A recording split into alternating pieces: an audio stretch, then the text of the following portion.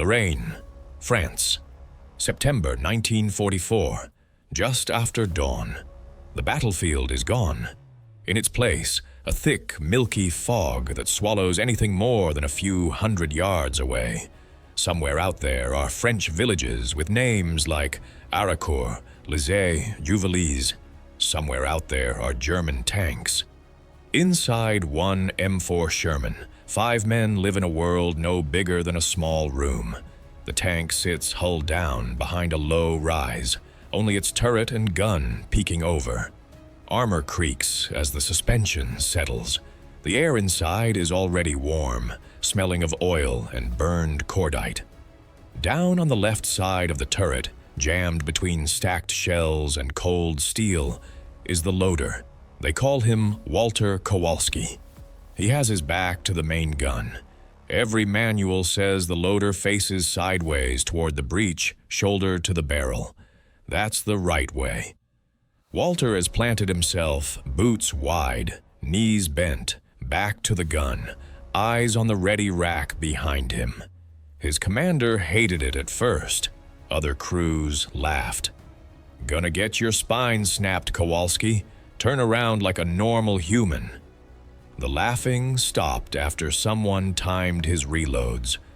Over the intercom, the calm voice of the commander cuts through the tension. Radio says Kraut Panzers broke through the line of departure. Panthers most likely. Keep your eyes open, boys. The commander's head turns slowly in the cupola, periscope sweeping the gray wall. The gunner rests his eye against the sight, hand on the elevation wheel, waiting for something to appear. Walter reaches back, gloved palms resting on cold steel, a 75mm armor-piercing round. He feels the vibration of the idling engine through his boots. Out of the fog, a darker shape forms. Long, low hull, sloped turret, the edge of a black cross. "Panther, front, left to right, AP," the commander snaps. The gun booms. The whole turret slams back. Smoke stings Walter's lungs. Most loaders would still be ducking recoil. Walter pivots at the hips, hauls the 75 into his chest, whips back toward the unseen breach behind him, and slams it home in one practiced motion. Up! They laughed at his reverse reload in training. The Germans ahead aren't going to be laughing in the next 6 minutes. If you laid the M4 Sherman and Panther out as stat sheets, you wouldn't pick the Sherman to win. On paper, it's not a fair fight. The Sherman is the U.S. Army's workhorse, roughly 30 tons, a 75mm gun that's excellent for high explosive into buildings and hedgerows, decent against medium armor from the side, but not designed for long-range frontal duels with heavy tanks. Its armor can stop smaller guns and shrapnel, but not big German anti-tank rounds from the front. The Panther is built to kill tanks. Its long 75mm high-velocity gun can punch through a Sherman's front armor at ranges where the Americans are barely scratching it.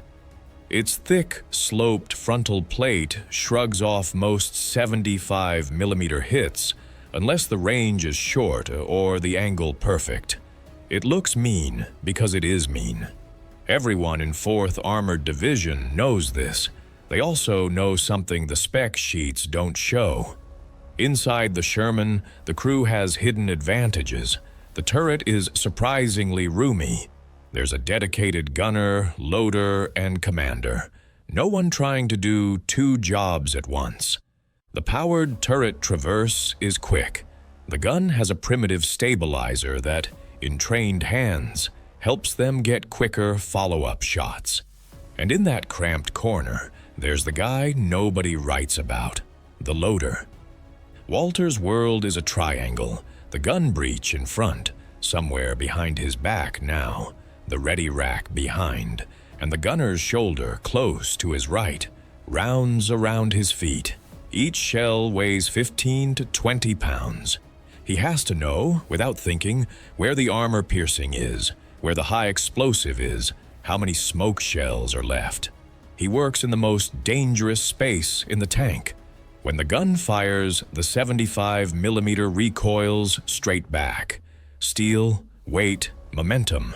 If Walter misjudges the timing, reaches too early, or leans wrong, the recoiling breech can smash into his ribs or skull. In combat, a mistake doesn't just injure him. It can jam his corner, delay the next round, and cost the crew their lives. The manual way is predictable. Face the gun at an angle, reach to the rack, grab shell, swing it forward in an arc, line it up, ram it into the open breech, step clear, call, up. In training, parked on level ground, a fit loader can cycle in 4-5 seconds. In reality, the tank is jolting, everything vibrates, sweat and smoke sting your eyes. The commander is calling new targets. The gunner wants the next round yesterday. Radio chatter is full of half-heard pleas from other tanks. If the enemy is in a Panther, every extra second with an empty breech is a second their gunner has to find you and send a 75mm dart through your armor. Walter understands this in his bones. In this fog, with Panthers out there, his job isn't just to do it by the book. His job is to cheat time. He hadn't always loaded backwards. At the replacement depot in England, he learned the standard stance. Feet here, hips there, shoulder toward the gun. Reach, swing, ram. Over and over with dummy shells, then live on the range. "You're not weightlifting," the old sergeant barked. "You're doing choreography. Smooth is fast. Fast is life." On a quiet range, 5 seconds feels fast enough. Then comes Normandy. His first fights are chaos. Hedgerows, mud, artillery, short engagements where you barely see what you're shooting at. The first time a German shell hits nearby, the jolt slams the hull so hard his teeth click.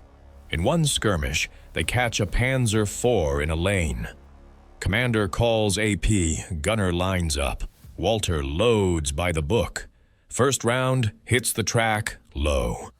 The German turret starts swinging toward them. "Load! Load!"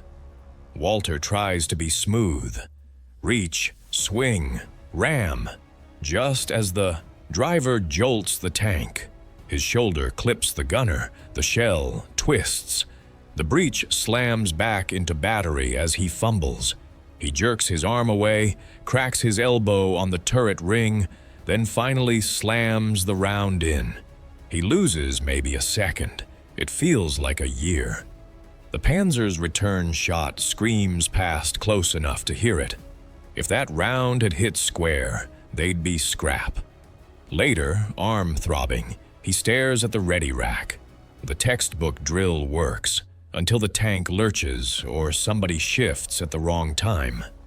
In that cramped space, he's always fighting the turret and his own body.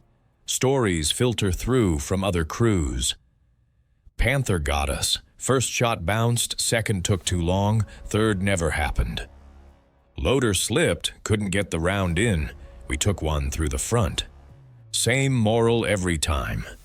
Crossing into Lorraine, Walter decides, good enough on the range isn't good enough in a real fight. If the book can't keep up, he'll quietly write his own. The breakthrough comes in a muddy French field, engine off, horizon empty. They're in a lull, parked, waiting on orders. Driver and bow gunner are outside stretching. The commander half sits in the turret, writing in a notebook. Walter stays inside, glaring at the ammo rack. "What you doing down there, Walt?" the gunner asks. Walter hefts a dummy 75mm, tries the normal drill, sideways stance, reach, swing, ram. Fine when the tank is still. He can feel the memory of that jolt, the collision with the gunner. A thought hits. What if he stops fighting the turret and turns with it?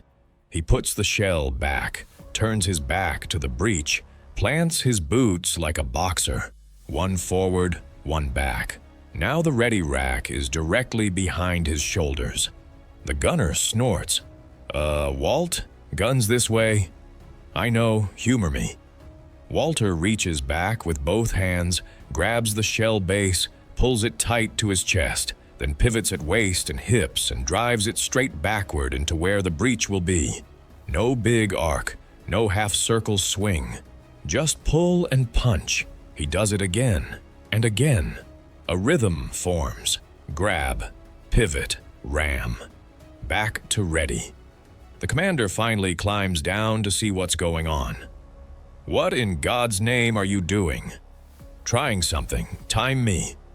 Standard stance. 4, sometimes 5 seconds, especially with little foot adjustments. Back to breech stance. Around 2.5, sometimes less.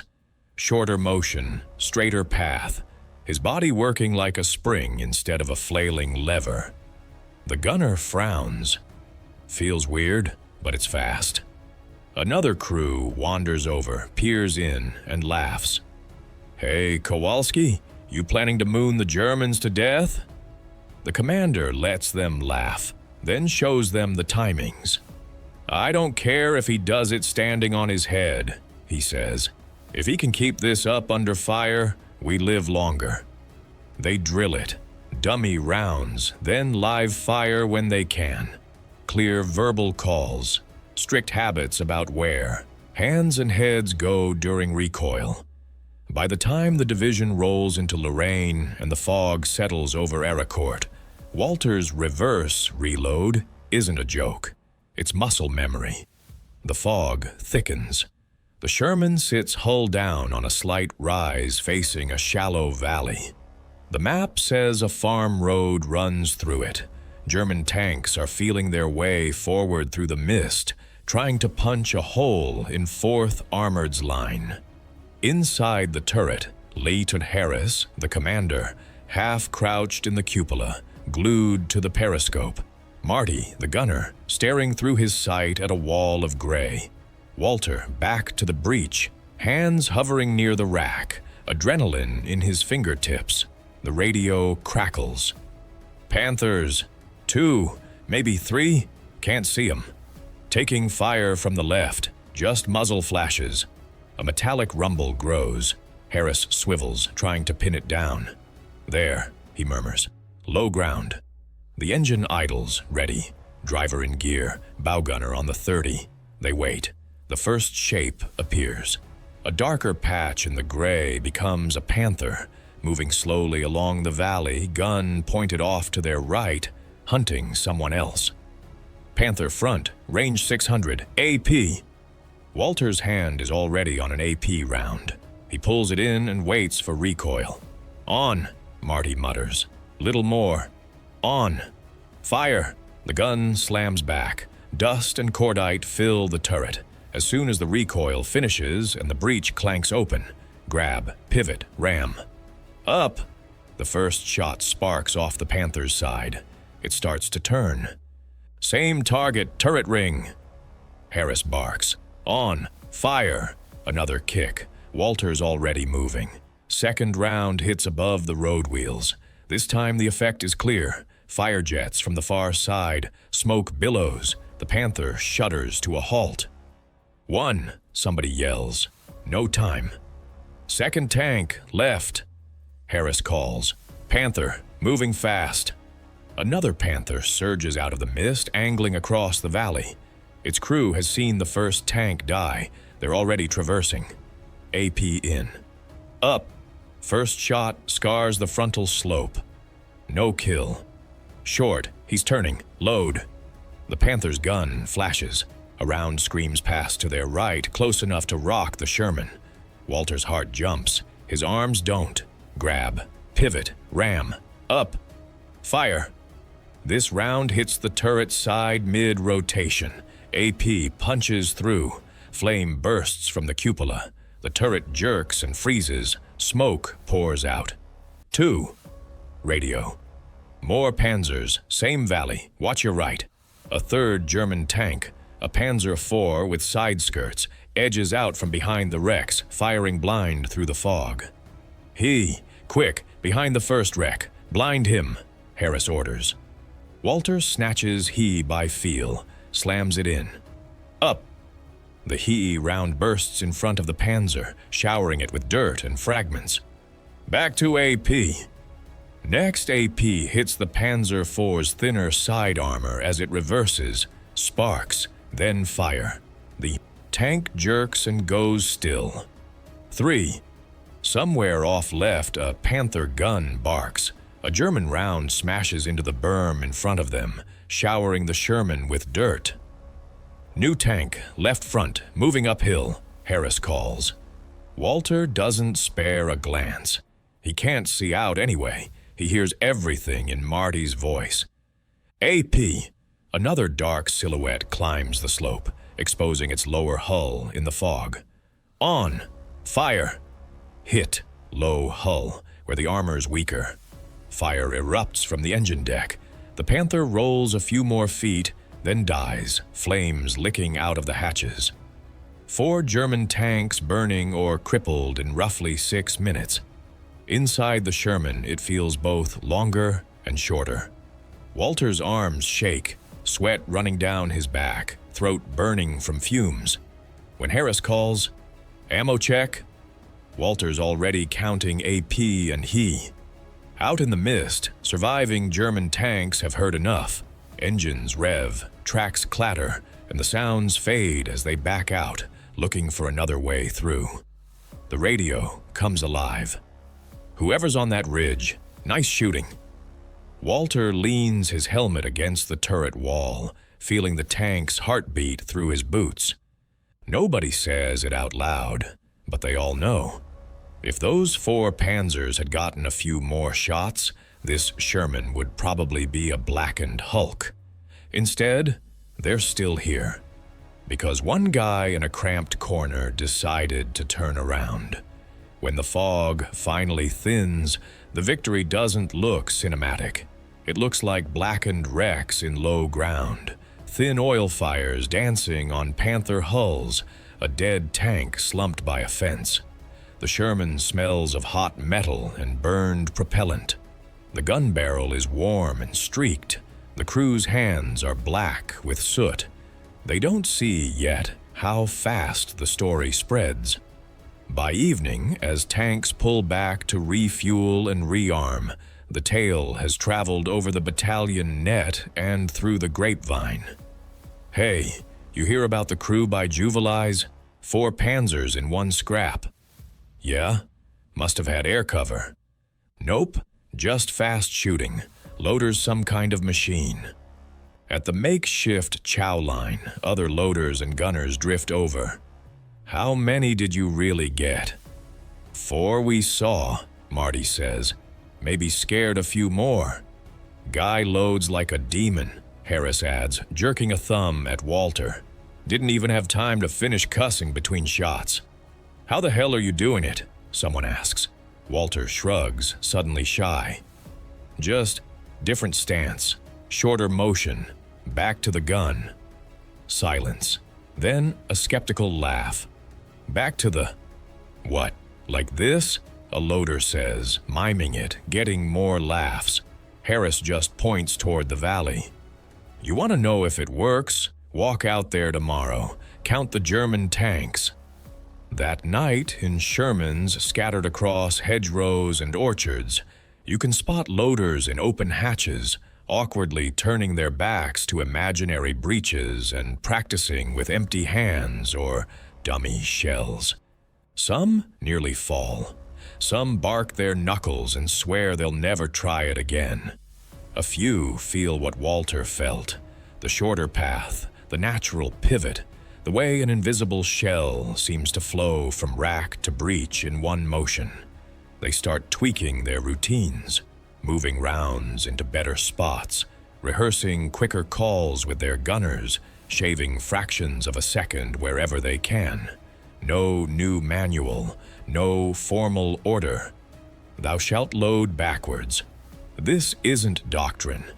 But in the close, murky brawls around Arracourt in the days that follow, observers notice.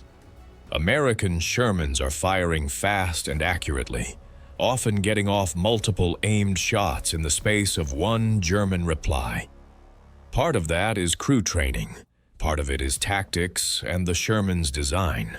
Part of it lives quietly in turret corners, in the small ways loaders bend the rules to stay alive. The Battle of Arracourt doesn't end with that one skirmish. For days, German Panzer brigades try to punch through thin American lines around those Lorraine villages. Panthers and Panzer IVs roll forward into fog and rain, expecting to bully inferior Shermans off the field. Again and again, they run into dug-in U.S. tanks and tank destroyers, backed by artillery and radios, fighting from ambush instead of charging across open ground. By the end, roughly 200 German tanks and assault guns are knocked out or abandoned around Arracourt and related fights. American armor losses are much lower, despite being outgunned on paper. Historians later point to better U.S. crew training, flexible tactics, and willingness to improvise as key reasons. The mindset that turned one loader around in his turret fits that pattern perfectly. As for Walter and his crew, the official record doesn't give us a neat epilogue. Their specific duel gets folded into after-action phrases: enemy tanks destroyed, attack repulsed, ammo expenditure high.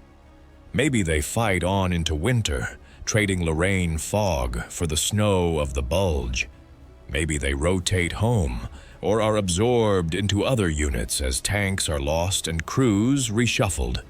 What we do know is that men like them, anonymous loaders with no medals or memoirs, helped turn the Sherman from a mediocre tank on paper into a winner on the battlefield. Picture that field one last time. Fog lifted, day moving on. Somewhere else in Lorraine, another fight is starting. Here, for a moment, it's just a Sherman on a ridge, crew exhausted, gun barrel still warm, 4 German tanks smoldering below. No photographer, no correspondent. The loader who spent 6 minutes moving like a piston in a steel box doesn't get a headline. He just wipes powder from his face, checks how many rounds are left, and waits for the next orders. The battle is documented. The units are real. The fog, the Panthers, the American ambushes at Arracourt, you'll find those in histories.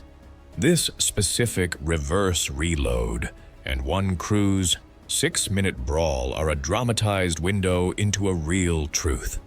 Tiny human innovations inside cramped machines can tilt a fight. If you want more small, forgotten World War II stories about loaders, mechanics, radio men, and nameless crews who bent the rules to survive, like the video, subscribe, and tell us in the comments where you're watching from and which battlefield trick or little innovation you'd like to see turned into a story next.